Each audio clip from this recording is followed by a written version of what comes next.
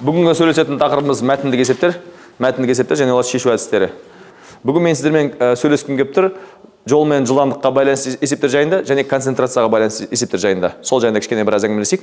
Сонымен сабағымыз өз мәресіне жетеді. Мысалы, 205-ші есепке қарайықшы.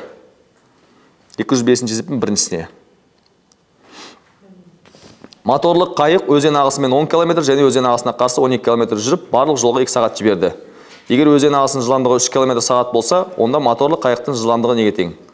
Осындай есептер сіздер оқушыларыңызға қалай үйретесіздер? Өздеріңіздің әдістеріңізді бөлісіңіздерші? Кесте құрасыз, иә? Тамаша. Таблица құру, яғни кесте құру, бұл өте тамаша әдіс, өйткені балаларға басында кесте құру арқылы үйреткен маңызды. Мен балаларға былай деп айтамын. Жол мен жылдамдыққа байланысты есептер ол S-тен V көбейтілген Т формуласымен шығады. Келісесіздер, иә, бәріңіз? S-тен V көбейтілген Т-мен шығады. Енді S-тен V көбейтілген Т-мен шығады, ол көбінесе 6-шы класстың есептері. Ал енді 8-дің мәтіндік есептен басқа көбінесе 90% Т-тен S бөлінген V-мен шығады. Келісесіздер ғой, иә? И мен кесте құрзам тура сіздер сияқылды. Яғни бізде бүйтіп айтып тұр, өзен ағысымен және өзен ағысына қарсы деп екі түрлі нәрсе айтып тұр. Мен тура солай жазамын. Өзен ағысымен және ағысқа қарсы деп болса кестесі сызамды.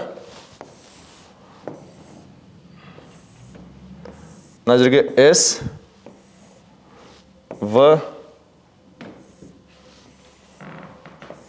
Т деп тура осы ретпен жасатқызам. Енді реттер ауысса да бола береді, бірақ осы ретпен жазған әдемірек. Не үшін? Өйткені бізде көбінесе жол бірінші беріп тұрады. Міне 10 км өзен ағысымен. Яғни өзен ағысымен 10 км. Мына жерге жанына километр, сағат деп жазып қойсаңыздар болады, мына жерге. Жылдамдық жол дегеніміз километр, жылдамдық дегеніміз километр бөлінген сағат, уақыт дегеніміз сағатпен деп жазып қойсаңыздар болады. Жазып қойғандарыңыз дұрыс. Мен балаларға басында кестемен үйретем, 5-6 есептен кейін кесте құрғызбай айтам. Бірден құрыңдар деп құратқызам. Кестені көз алдарында құрастырып үйрену керек. Қазір сіздермен де солай жасаймыз. Өзен ағысына қарсы 12 км. Өзен ағысымен және өзен ағысына қарсының айырмашылығы, өзен ағысымен жүрсе жылдамдық қосылады да, қарсы жүрсе жылдамдық азайтылады, оны білесіздер, иә. Так, өзен ағысының жылдамдығы 3 дейді. Яғни катердің өзінің жылдамдығын V деп ойласақ, өзен ағысымен жүрсе оның жылдамдығы V плюс 3 болады. Қарсы жүзгендегісі V минус 3 болады. Келісесіздер, иә? Енді Т-ның формуласы бізде Т айтық, жаңа Т дегеніміз S бөлінген V. Келісесіздер ғой? Мен Т-ны сол бойынша өрнектей саламын. Яғни мына жерде 10 бөлінген V плюс 3 болады. Мына жерде 12 бөлінген V минус 3 болады. Иә, келісесіздер ғой? Енді есептің негізгі идеясына қарайық. Есептің негізгі идеясы былай деп тұр. Барлық жолға 2 сағат жіберді дейді. Яғни мына общий жол, барлық жол 2 сағат деген сөз, иә? Келісесіздер ғой? Мен балаларға тура осылай көрсетемін. Яғни теңдеу қалай болады?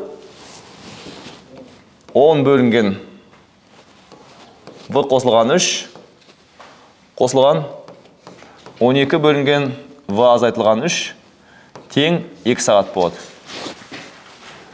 Арға енді рационалды теңдеуді шешу сағаттық қиындық туғызбайды, бірақ балаларға вообще тағы да үйрету керек. Барлықтары сандар 2-ге бөлініп тұрғандықтан 2-ге қысқартып тастаған тиімдірек. Не үшін? Себебі біз кішкентай сандармен жұмыс жасаған бізге ыңғайлырақ, иә? Үлкен сан, мысалы 12-ні 45-ге көбейтіп тұрғаннан гөрі 6-ны жаңағы көбейтіп тастаған деген сияқты. Сонда 5 бөлінген V қосылған 3 қосылған 6 бөлінген V азайтылған 3 тең 2 болады екен. Енді теңдеуді өздеріңіз шешіп аласыздар, бұл жерде сағатта ешкімде проблема бола қоймас. Ой, кешірім сұраймын, иә, 1 болады. Тең 1 болады. Түсінікті, иә? Енді мына есепке қарайық. Номер 207-нің біріншісіне қарайық. 207-нің біріншісіне қарайық. Шаңғышы 12 км жолды жүргендегі жылдамдығын 3 км сағатқа арттырып, тағы да 30 км жүрді. Егер барлық жолға 3 сағат уақыт жіберсе, шаңғышының бастапқы жылдамдығы неге тең? Енді барлық жолға дегеннен бүйтіп ойлауға болады, иә? Бірден теңдеуі, мысалы, кестені құрмайық, уже өзіміз біз енді оқыш емеспіз. Т1 қосылған Т2-ның 3 деп ойласақ болады ғой? Келісесіздер ғой, иә? Енді Т1 дегеніміз ол S1 бөлінген V1. Т2 дегеніміз S2 бөлінген V2, иә? Енді орнына қоя саламыз сәйкесінше. Яғни 12 километрді ол В жылдамдықпен жүрсін. Плюс келесі 30 километрді қаншамен жүрді? В қосылған 3-пен жүрді. Сонда барлығына 3 сағат жұмсады деп тағы да құрастыра салуға болады екен. Енді бәрін 3-ке қысқартып, әрқайсы сағатта шығара беруге болады. Онда әрбір жұмысшыға жұмысты жеке орындау үшін неше күн керек? Бұл есепті шығару үшін біз 5-ші сыныпта бірлесіп жасалатын жұмыстарды өтіп едік қой, сол тақырыпты есімізге түсірейік. Біз қалай деп айтып едік? Бірінші жұмысшы, екінші жұмысшы деп жеке жазып аламыз, естеріңізде болса. Давайте шешіп жазайық. Бірінші жұмысшы 2 сағатта орындасын. Сағат па, күн ба? Күн, иә? 12 күнде орындасын. Екінші жұмысшы. Так. 10 күн артық жіберсін. Мынау артық жіберді. Значит, екінші x минус 10 күн, иә? Келсесіздер ғой, күн болса, бірге 12 күнді дейді. Бірге 12 күн. Әрқайсысы қанша күнде жасайды дейді, яғни әрқайсысын табу керек. Қалай деп өрнектеуге естеріңізде түсірсеңіз? Қалай?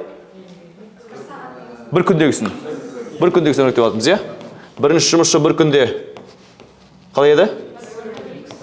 Мынау 1 бөлінген x бөлігін. Екінші жұмысшы бір күнде x минус 10 бөлігін. Және бірге бір күнде 1 бөлінген 12 бөлігін. Ең бірге десе олына екеуін қосынсы екені түсінікті. Значит, 1 бөлінген x-ке қосамыз 1 бөлінген x минус 10-ды. Сонда болады 1 бөлінген 12 деп осы қарапайым теңдеуді шешсек, бізде екі жұмысшымыздың да күндері шығады екен.